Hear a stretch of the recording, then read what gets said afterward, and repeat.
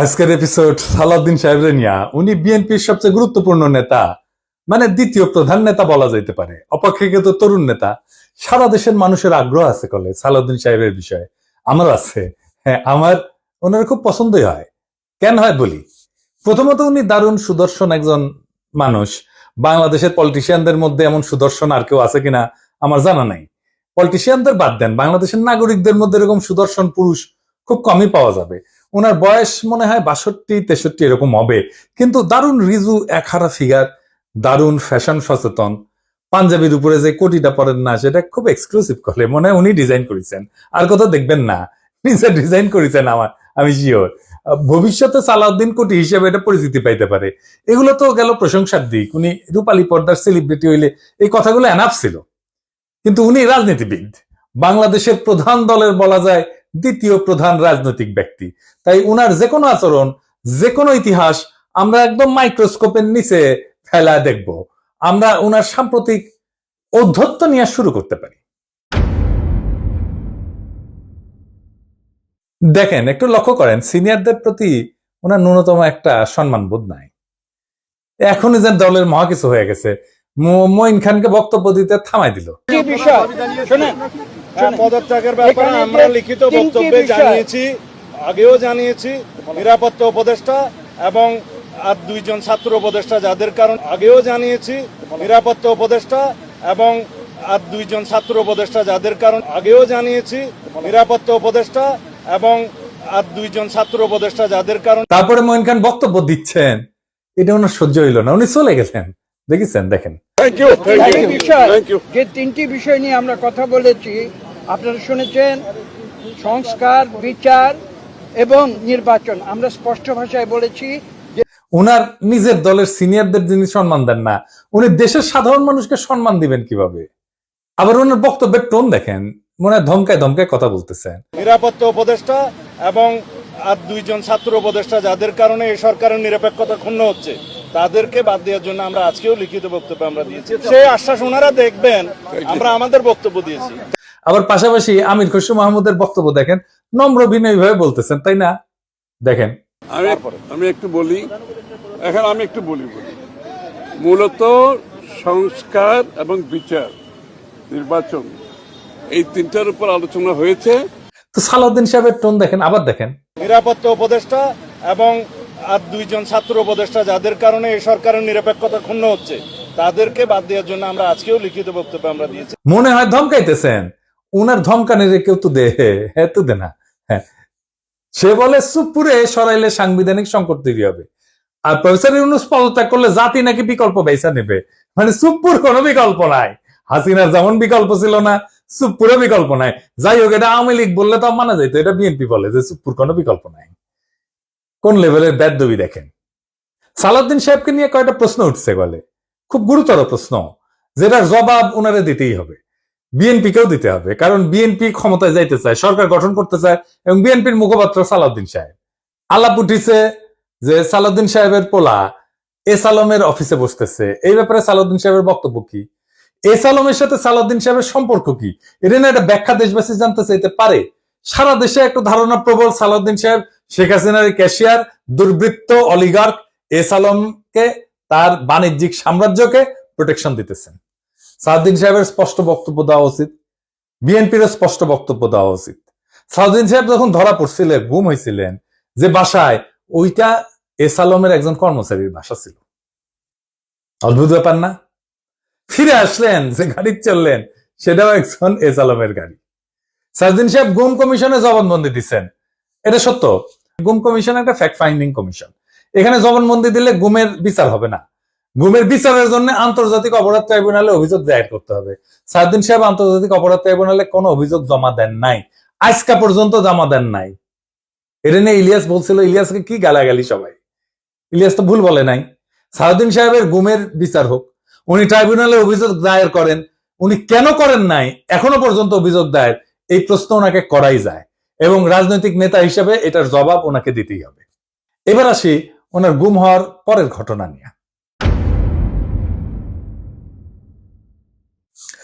ওনার গুমের বিষয় নিয়ে প্রশ্ন তুললে ইলিয়াস, তাসনিম খান লিখছে, বিএনপি নেতা সালাউদ্দিন আহমেদ র্যাবের হাতে বলপূর্বক অন্তর্ধানের শিকার হয়েছিলেন, ব্র্যাকেটে গুম। বিএসএফ এর মাধ্যমে তাকে বর্ডার ক্রস করায় Indian national investigation agency NIA এর হাতে তুলে দেওয়া হয়। বাংলাদেশ এবং ইন্ডিয়ান রাষ্ট্রীয় বাহিনীর হাতে বলপূর্বক অন্তর্ধান এবং এক্সট্রাঅর্ডিনারি রেন্ডিশনের একজন সার্ভাইভারকে নিয়ে যারা কুৎসিত প্রোপাগান্ডা করছো, তাদের উপরে মজলুমের লানত। হ্যাঁ, ঠেলায় পড়লে নাকি বাঘে ধান খায়। আর পার্সিকুলার তাসনিম খলিল ঠেলায় পড়লে ইসলামী ভোকাবুলারি ইউজ করে, লানত ইউজ করেছে। যার জন্য ইউজ করেছে তারে ধন্যবাদ। ইলিয়াসের কারণে হাজার হোক, লানত শব্দটা তো ইউজ করেছে। সাউদ্দিন সাহেবের গুমের বিষয়ে আমরা সবসময় কথা বলছি, সবাই, ইলিয়াসও বলছে, সবসময় ওনার পক্ষে দাঁড়াইছে, ইলিয়াসও দাঁড়াইছে। আমাদের সকলের সহমর্মিতা আছে, সমবেদনা আছে। কিন্তু গুম পরবর্তী সময় ওনার কিছু কাজকর্ম প্রশ্নের উদ্বেগ করছে, যার জবাব ওনাকে দিতে হবে, কারণ উনি পলিটিশিয়ান। যাই হোক, উনি গুম হয়েছেন, এটার কারণে ওনাকে কোনো ইনডেমনিটি দেওয়া তো সম্ভব না। সম্ভব না। যাই হোক, এই প্রসঙ্গে বিস্তারিত না যে আমরা সালাউদ্দিন সাহেব গুমের পরে কেমন মজলুমের জীবন কাটাইছেন সেটা একটু দেখি। এটা শিলং এর সানরাইজ গেস্ট হাউস। ওইখানে সালাউদ্দিন সাহেব ছিলেন, হ্যাঁ, পুরো সময়টাই। রিভিউ ভালো, ভালো প্রপার্টি, মাশাআল্লাহ। শিলং এ কেউ বেড়াতে যেতে চাইলে থাকতে পারেন, দেখেছেন, দেখেন কি সুন্দর জায়গাপত্র, দেখেছেন। এখানে সব ব্যবস্থা ভালো। ভিতরে যেখানে সালাউদ্দিন সাহেব দর্শনার্থীদের লুঙ্গি পরে দেখা দিতেন, সেটার ছবিও আছে, মিলাই দেখে নিয়েন। অতি আনন্দময় সফরের নিশ্চয়তা দিলাম, বিফলে মূল্য ফেরত দেওয়া হবে। আমরা কলে এই সানরাইজ গেস্ট হাউস কোনো পয়সা করে দেয় নাই বিজ্ঞাপনের জন্য, ফ্রি করলাম আর কি। পরিবেশটা সুন্দর না, কোনো হইচই আছে? হ্যাঁ, নাই। এখানে কিন্তু পুরো সময়টাই কাটাইছেন। উঠিছেন মে মাসের 2015 সালে। তার 2 মাস পরে ডেইলি স্টার এই রিপোর্টটা ছাপে, তিনি কেমন আছেন। এটা একটা বিলাসবহুল গেস্ট হাউস, রিপোর্টেই কইছে 4টা বেডরুম, উনি 2টা রুম ভাড়া নিছিলেন, কিন্তু থাকতেন একাই। দেখেন রিপোর্টে বলা আছে, অন্তত এই রিপোর্টে তাই বলতেছে। কিচেন আছে, খুব চমৎকার ড্রয়িং রুম আছে, ফায়ার প্লেস আছে, সবুজ লন আছে, পিসের সবুজ লন, এটা দেখে দেন, এইটা শেয়ার। লাইব্রেরি আছে, বার আছে, তাতে মদ্যজাতীয় পানীয় আছে। ভালো। সাদিন সাহেব একা খেলেন, হাঙ্কারে না দিয়েছে, খাবেন না, কিছু করলাম নাহিনি। তাইলে সাদিন সাহেব একটা কথা কই, যে সত্যেন্দ্রনাথ দত্ত আছে না, ওনার মদিরা মঙ্গল নামে একটা প্যারোডি আছে। ওই যে ডিএল রায়ের বঙ্গ আমার জননী, আমার ধাত্রী, আমার দেশ, একটা গান আছে না, ওইটা দিয়ে এটা একটা প্যারোডি বানিয়েছিলেন, মদিরা মঙ্গল। উনি কইছিলেন, মদ্য আমার, পানীয় আমার, শরাব আমার পেগ, কেন কোম্পানির নজর দিল গো, কেন হলো গো ডিউটি পেগ। মানে ডিউটি বেড়ে গেছিল তো উনি মনের দুঃখে প্যারোডি লিখেছিলেন। তারপরে লিখেছেন, নিরামিষেই যকৃতটা শুধু বৈরাগী সম করিছে শেখ, রাগ্গি আমার, মাগ্গি আমার, ভাগ্যি আমার পেগ। হ্যাঁ, আপনাদের প্রিয় রঠা মানে রবি ঠাকুর, মানে বিএনপির প্রিয় তো রবি ঠাকুরের একটা গান বলি আর কি। আপনারা নাকি রবি ঠাকুরের গানকে জাতীয় সঙ্গীত বানাইতে পারিয়া কৃতজ্ঞ, সেজন্য ওনার একটা না বললে কেনকা করে হয়। মানে শ্রীকুমার সভা এটা লেখা আছে, ওরা অক্ষয় বলে একজন চরিত্র আছে, ওই গাইতেছে, ওই গাইছে কি জানেন, অভয় দাও তো বলি আমার উইস্কি, মানে ইচ্ছা, অভয় দাও তো বলি আমার উইস্কি, 100 টাকা সোডার জলে বাকি 3 পোয়া হুইস্কি। হ্যাঁ, আমাকে না একবার খাওয়ায় না সালদিন সাহেব, 100 টাকা সোডার জলে বাকি 3 পোয়া হুইস্কি খাওয়ায়। এটা আমার উইশ থাকলো আপনার কাছে। পুরা বাংলাটা নিজে তো ভাড়া করেছিলেন, তো বাংলাদেশি টাকায় কত, 1.5 লাখ টাকা মাসে। আবার একজন পার্সোনাল অ্যাসিস্ট্যান্ট ছিল, ম্যানেজার ছিল, 2জন কেয়ারটেকার ছিল, 2জন মালি ছিল।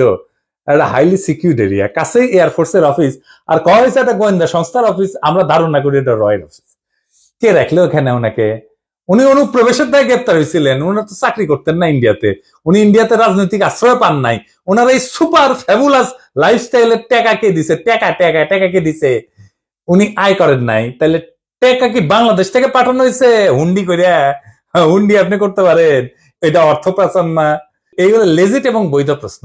আপনারা বলতে হবে টাকাটা কে দিছিল, কেঙ্কা করে গেছিল। এইবার একটা চমক, বিশাল চমক, সিট বেল্ট বাইন্ধে নেন, যা দেখবেন তাতে অজ্ঞান হয়ে পড়ে যেতে পারেন সিট থেকে। কি সেই চমক?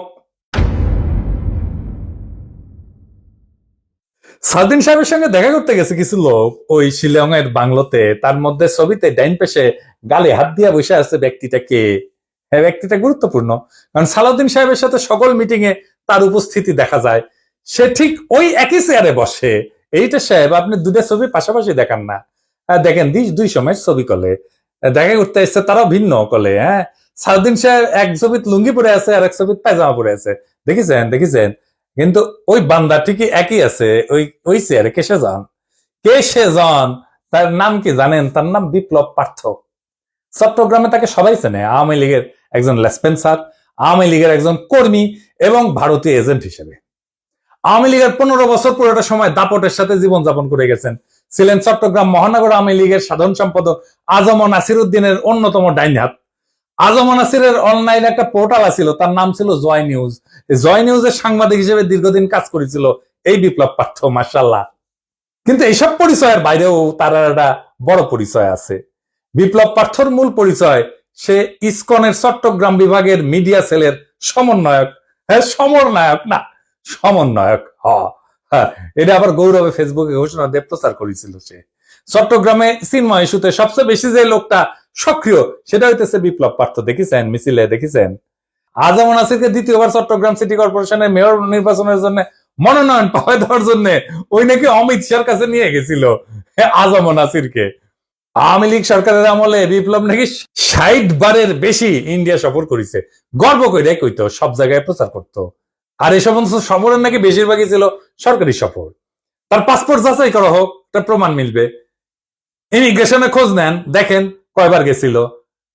এটা পুলিশের কাজ, গোয়েন্দা সংস্থার কাজ। কেন একজন ব্যক্তি এতবার ভারত সফরে গেল, সেটা নিশ্চয়ই কারণ আছে। অনুসন্ধান করে এই রহস্য উদ্ধার করা হোক।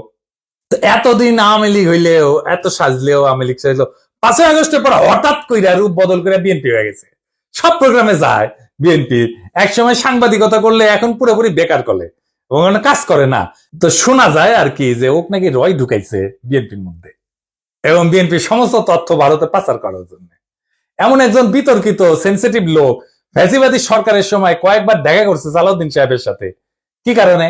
সালাউদ্দিন সাহেবকে তো কইতে হবে কেন সে সব মিটিং এ থাকে।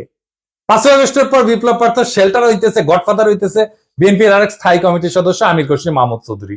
দেখেন ওর সাথে, দেখেন খালি ঘুরে বেড়ায়। স্বীকৃত, এটা প্রকাশ্য এবং স্বীকৃত।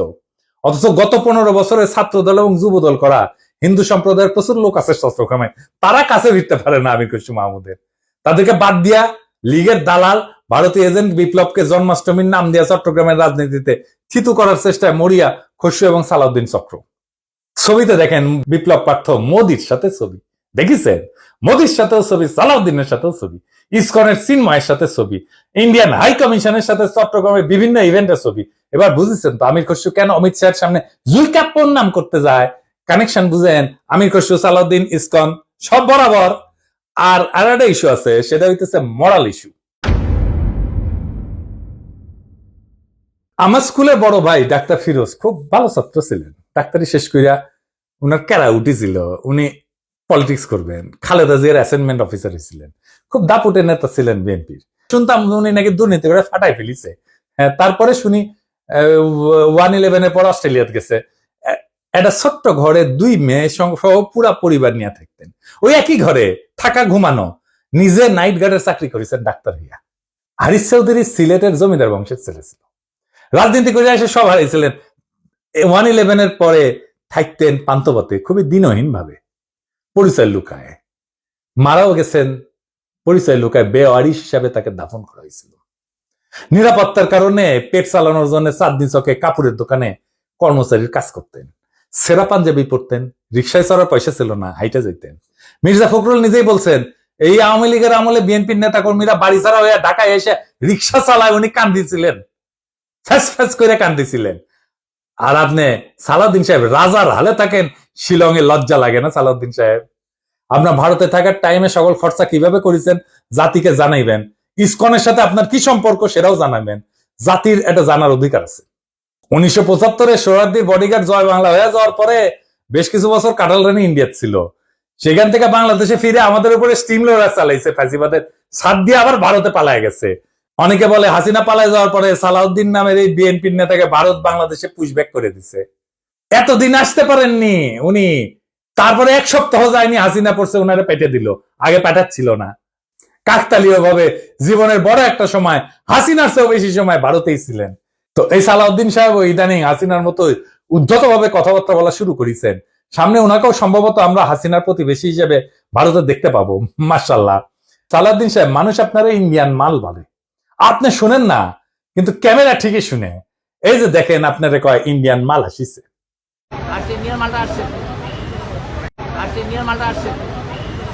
একজন নেতার চেহারা, পোশাক, স্টাইল, ফ্যাশন এ সমস্ত ইতিহাসের পাতায় জায়গা করে নেয় না। ইতিহাস মনে রাখে নেতৃত্বের সততা, আত্মত্যাগের পরিমাণ, আর সেই নেতার অবস্থান দুর্দিনে কোথায় ছিল। সালাউদ্দিন আহমেদ নিঃসন্দেহে গুমের শিকার হয়েছিলেন। সেই সময় দেশবাসী তার জন্য কাঁদছে। কিন্তু একজন মজলুম যখন বিলাসের চাদরে নিজেকে মুড়ায় ফেলেন, যখন নিজের গুমের বিচার আন্তর্জাতিকভাবে দাবি না কইরা তার রাজনৈতিক মূলধন বানায় ফেলেন, তখন প্রশ্ন ওঠেই। এবং এই প্রশ্ন তার ব্যক্তিগত না, সমগ্র বিরোধী দলের নৈতিক ভিত্তির উপরে আঘাত আনে। বিএনপিকেও বুঝতে হবে, সরকার বদলানোই রাজনীতি না। আদর্শ, ত্যাগ এবং গণমানুষের বিশ্বাস অর্জনই রাজনীতির মূল সোপান। আর সেই বিশ্বাস অর্জনের পথে সবচেয়ে বড় বাধা যদি হয় নিজের দলে থাকা সদ্য ভুক্তভোগী, ছায়া সুবিধাভোগী কিংবা একবিংশ শতকের গেস্ট হাউস রেভলিউশনারি, তাহলে শাসক পরিবর্তন হইলেও শাসন ব্যবস্থা বদলায় না। সালাউদ্দিন সাহেব, আপনি যদি সত্যি গণতন্ত্র চান, তাহলে সাংবাদিকের ধমকানো বন্ধ করেন, দলের সিনিয়রদের সম্মান করেন, জাতীয় ঐক্যের প্রতীক প্রফেসর ইউনূসকে তার যোগ্য সম্মান দেন, সম্মান নিয়ে কথা বলেন। আমরা চাইলে আর একটা প্রফেসর ইউনূসের মতো ফিগার পাবো না। চাইলে বটতলার উকিল হাজারো চুপ্পু পাওয়া যাবে। এসালমের ছায়া থেকে বেড়ায় আসেন। আর সাহস থাকলে আন্তর্জাতিক অপরাধ ট্রাইব্যুনালে গিয়া বলেন, আমি গুম হয়েছিলাম, বিচার চাই।